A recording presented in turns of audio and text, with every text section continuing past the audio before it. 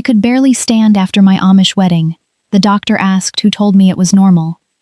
I was 19 years old when I sat in a county hospital 3 mornings after my wedding, wearing the same dark stockings my mother had packed for my new home. Rain tapped the narrow window, and the room smelled of iodine and wet wool. I could not stand without gripping the examination table. The doctor placed a blue envelope beside me and asked, very quietly, "Rebecca, who told you this was normal?" My husband was outside the door with our bishop. My mother had refused to come inside, and the envelope had been hidden from me for almost 2 years. I knew that whatever answer I gave would cost someone a home. I just did not yet understand that the home they had been protecting was never meant to be mine.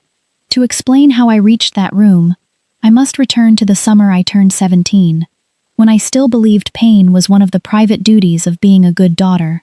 I grew up in the Alder Creek district in rural Ohio. I cannot speak for every Amish family or bishop. I can only tell you what was taught in our kitchen, and what happened when a frightened family began treating silence as faith. My father died when I was 14, leaving mother with 6 children, a small farm, and debts she could not pay. My older sister Miriam was already married, so I worked beside mother at the stove, wash line, and fields. Usefulness was the one thing that softened her face. The first time I folded from pain, I was carrying jars into the cellar. I remember the cold step beneath my knees, and the smell of vinegar from a broken jar. Mother found me with both hands pressed against my middle. "You are becoming a woman," she said. I told her I had never felt anything like it. "That is because no one warns girls properly. It passes." It did pass, after an hour or 2, then it returned the next month, and the month after that. Sometimes I worked through it. Sometimes I became so dizzy that the room seemed to narrow around me. Mother made raspberry leaf tea, set a warm brick near my feet, and told me not to mention it outside the family. Aunt Verna, who helped women during births and illnesses, came once after I fainted near the wash house. She pressed a hand to my forehead and asked Mother how long this had been happening. Mother answered before I could. "She is delicate when she is tired." Aunt Verna looked at me for several seconds. Pain that takes the color from a girl's face should be examined. Mother's mouth tightened. "By whom?" Verna did not answer. In our district, the nearest licensed physician was 12 miles away, and visiting him meant money, questions, and a written record. Those 3 things frightened Mother more than pain she could not see. That autumn, I collapsed in Clara Hess's dry goods store. Clara was not from our church. She put me in her truck and drove me to the county clinic.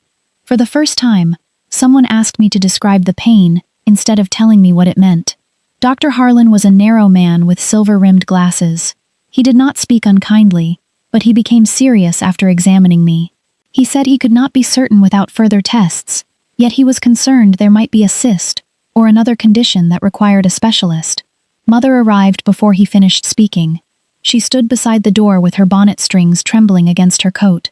I thought she was frightened for me. I did not understand that she was also frightened of the bill, the farm, the bishop, and the possibility that a diagnosis might travel faster than the truth. Dr. Harlan placed several papers in a blue envelope and handed them to her. "She should be seen within the month," he said. Mother asked whether I was in immediate danger. "I cannot promise she is not." That sentence stayed with me. Mother later said I had remembered it incorrectly. On the ride home, she kept the envelope beneath her apron. She promised we would return after harvest. Winter brought another excuse, then spring another. I wanted to believe her. A daughter who doubts her mother needs somewhere else to place her trust, and I had nowhere else. The blue envelope disappeared. A year later, Bishop Eli Yoder began visiting our farm. Conversations stopped when I entered. I caught only pieces: the mortgage, the south field, the Miller family, a promise my father had made. Then Amos Miller began calling. He was 24, quiet, and from the dairy farm adjoining ours. The first time we spoke alone, he asked whether I preferred pear trees or apple trees. I said pears. 2 weeks later, he planted a pear tree near the house where he expected to bring a wife. Mother saw kindness in that tree. I saw escape from the fear that our farm would be sold. Bishop Yoder saw something else. 2 properties joined, 1 debt settled, and another family kept within the district. No one said I was required to marry Amos. They only explained what might happen if I did not. Mother could lose the field, my brothers might be hired out, and father's name would carry unpaid promises. By the time Amos asked, refusal felt like setting fire to my own kitchen. I said yes. The first warning came during our engagement. I had another spell while helping mother mend quilts. I bent over the frame until the pain eased. Amos had arrived at the door and seen me. He asked whether I was ill. Mother answered, "Women have their times." His eyes stayed on me. "Will it interfere with the household?" I felt ashamed, though I had done nothing. Mother said, "Rebecca has never neglected her work." Amos nodded. Then he told me, in a gentle voice, "After marriage, matters of the body should remain between husband and wife. People make trouble from what they do not understand." I heard privacy in his words. I did not yet hear control. 6 weeks before the wedding, Miriam pulled me into the pantry while Mother and Amos were in the barn. "Did she ever take you back to the county doctor?" I stared at her. She lowered her voice. "The day you fell at the store, there was a blue envelope. I asked how she knew. Mother asked me to burn it last winter." "Did you?" "No. I put it in her sewing chest." Before I could ask more, the latch lifted. Mother stood there holding a basket of eggs. Miriam stepped away from me. Mother did not raise her voice. "Your husband is waiting at home." Miriam's face changed. It was not fear exactly. It was recognition. She left before supper. That night I opened Mother's sewing chest. The blue envelope was gone. Mother threaded a needle without looking up. "Your sister enjoys turning worry into importance." Was the doctor concerned? He saw a poor family, and an opportunity to charge us. "Why did Miriam say you wanted it burned?" Mother pulled the thread through cloth. "Because paper outlives explanations." At the time, I thought she meant the doctor had exaggerated. Now I know she was warning me without intending to. 3 weeks before the wedding, the pain returned sharply. Outside the meeting house, I asked Aunt Verna whether it was normal to be unable to stand straight. She looked toward Mother, who was speaking with Bishop Yoder. "No," she said. It was the first plain answer anyone had given me. "Then help me." Her hand closed around mine, but only for a moment. "After the wedding, your husband can decide what care is needed. You said I should be examined." "I said many things before I understood your family's position." "What position?" She would not answer. That was my failed attempt to seek help. It was also the moment I learned that a person may recognize danger and still choose the comfort of obedience. Our wedding was held on a cold Thursday in November. The house filled before sunrise. Benches scraped the floor, coffee boiled, and my dark blue dress hung loosely because I had grown thin. As she fastened the hooks at my back, I asked one last time whether Dr. Harlan had said I was sick. Her fingers stopped. Then she continued fastening the dress. "You are nervous," she said. She did not meet my eyes in the mirror. During the service, Bishop Yoder spoke about duty and the joining of households. Halfway through, the familiar pressure returned. By the meal, I could barely swallow, but I kept serving until a bowl slipped and gravy ran over my hand. Miriam caught the bowl before it fell. "You are white as flour," she whispered. Mother appeared between us. "She has not eaten." Miriam stared at her. "That is not why." For one brief moment, I thought my sister would say everything aloud. Instead, Mother took her by the elbow and led her into the pantry. I never heard what was said. Miriam left before the final guests. That evening, in the small house beside the Miller farm, I was shaking from fear and pain. I will not describe what belongs to the privacy of that room. By midnight I could not straighten my back, and when I tried to stand, my knees gave way. Amos helped me to the bed. His face showed alarm, but his words were measured. My mother said brides sometimes suffer at first. I asked him to fetch a doctor. "Tonight?" "Yes." He touched the edge of the blanket, not my hand. "People will ask what happened. I do not care." "I do." Marriage had taken my right to decide which pain justified questions. By morning I was feverish. Mother came carrying broth. I thought she had come because Amos had told her the truth. She sat beside me and said, "The first days can be difficult." "This is not difficulty." Her eyes moved to the window. "It will settle." "Who told you?" She folded the cloth over the broth jar. "Women know." I asked whether the county doctor had warned her this might happen. She stood so quickly the chair legs struck the floor. Amos entered before she answered. Mother looked at him, and something passed between them. Something practiced, not new. That glance frightened me more than the pain. After she left, I asked Amos what he knew. He said, "Only that you had female troubles." "Did she show you the doctor's paper?" "No," he answered too quickly. The next afternoon, while Amos was in the barn, I searched for money to hire a driver. In his desk, beneath receipts and a deed map, I found the blue envelope. My name was written across it in Dr. Harlan's hand. The seal had been opened. Inside were the referral, a bill, and a note from Mother to Amos. She wrote that the doctor suspected a serious condition but had not proved it, and that my symptoms must remain private until after the marriage. She reminded him that Bishop Yoder had approved the land agreement, and the Millers would take over our debt. At the bottom she had added one line, "Rebecca obeys when she understands what others stand to lose." Until that moment, I had believed the wedding might save my family. The note showed me that my family had used that belief to save the wedding. A shadow crossed the desk. Amos stood in the doorway. He did not ask what I had found. He said, "Your mother believed the doctor was uncertain. You told me you had never seen this. I did not want you frightened before the vows. You knew I might be ill. I knew there had been pain. You knew enough to hide the paper." He sat and covered his face. Then he told me Father had borrowed from his family after 2 bad harvests. Bishop Yoder had proposed marriage as a way to join the properties and settle the debt without public shame. Amos said he had not wanted a wife forced by debt. "Then why did you agree?" "Because I thought you wanted the same thing. I wanted my mother to keep her home." He looked at the envelope. "Is that so different?" It was different, but at 19, in pain and newly married, I could not yet explain why. Amos promised to take me to Dr. Harlan on Monday if I was not better. He said we would tell the bishop only that I had developed a fever after the wedding. He burned Mother's note in the stove, but let me keep the referral. The promise gave me enough hope to survive until Monday. On Sunday evening, Bishop Yoder came to the house. He did not enter my room. He spoke with Amos in the kitchen, but the walls were thin. "A visit now will invite talk," the bishop said. "She cannot stand. Then she should remain in bed." The doctor warned them before. A long silence followed. Then Bishop Yoder said, "That paper has no authority here." I waited for Amos to defend me. Instead he asked, "What of the land agreement if she leaves?" The room seemed to tilt. The bishop answered, "A wife belongs in her husband's care. Keep her home until the household is settled." Until then, I had believed Amos was trapped beside me.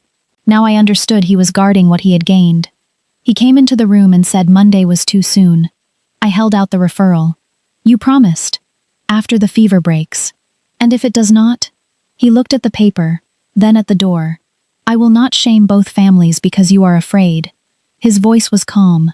That calmness stayed with me longer than anger would have. Near dawn, Miriam tapped at the bedroom window. She had walked from the road because she feared the sound of a buggy would wake the house. Her boots were muddy, and she carried a coat for me. "Clara will meet us by the bridge," she whispered. "She will drive you." Miriam helped me sit up. I could not put on my shoes. She said we would carry them. Then Mother stepped into the doorway. She looked from the coat to the open window and understood. "Do not do this," she said. Miriam stood between us. "She needs a doctor." Mother's face hardened. "If she leaves secretly, the Millers can claim deception. They may take the farm. Then let them. Our brothers live there. Rebecca," she said, turning to me, "your father's grave is there." I asked her whether she had known I could be seriously ill. She did not answer at once. That pause was the deepest betrayal, because it contained every answer. "At first," she said, "I believed it was only weakness. Later, I believed we could manage it after you were settled." "You mean after I could no longer refuse the marriage?" "I mean after everyone was safe," Miriam said. "Everyone except her." Mother flinched, as if struck. Then she called Amos. The window was closed. My coat was taken. Miriam was sent away with Bishop Yoder's warning that further interference would be brought before the church. By sunrise, even Amos could no longer pretend. I collapsed near the washstand. When Aunt Verna saw me, her careful obedience disappeared. "She goes now," Verna said, "or you may be arranging a burial." Those were the words that finally moved them.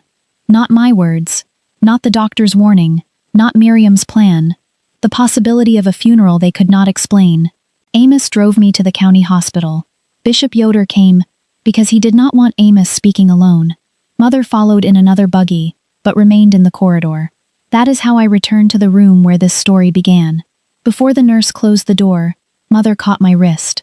Her fingers were cold. "Say it began after the wedding," she whispered. 3 days of illness, not 2 years. Bishop Yoder stood behind her. No good comes from giving outsiders a story they cannot understand. For one exhausted moment, I nearly agreed. The old habit of protecting them was stronger than my fear. Then Amos removed the blue envelope from inside his coat. He tried to hand Dr. Harlan only the first page, but the doctor took the entire packet. Mother released my wrist. Dr. Harlan examined me, ordered tests, and sent everyone else outside. The rain struck the window. The paper beneath me crackled whenever I moved. He opened the old blue envelope Amos had finally surrendered. "You were never taken to the specialist?" I shook my head. "How long have you been unable to stand?" "Since the wedding night." "And the pain before that?" "Nearly 2 years." He set the paper down. "Rebecca, who told you this was normal?" I said, "My mother first. Then my husband. Then our bishop." After a while, I told it to myself. Dr. Harlan explained that a large ovarian cyst had twisted and begun to rupture. Infection had started. I needed surgery quickly.